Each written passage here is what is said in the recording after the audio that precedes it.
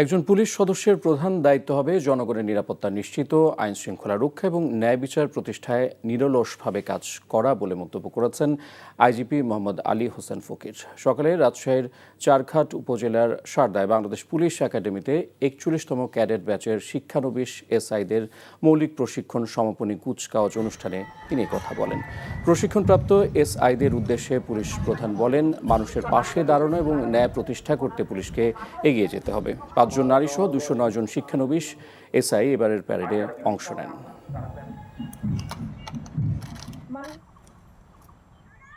এই পেশার মূল মন্ত্র হল সেবাই ধর্ম। মানুষের পাশে দাঁড়ানো, বিপদে আপদে সহায়তা করা, ন্যায় বিচার প্রতিষ্ঠা করা, এই মূল্যবোধ ধারণ করিয়েই এগিয়ে যেতে হবে।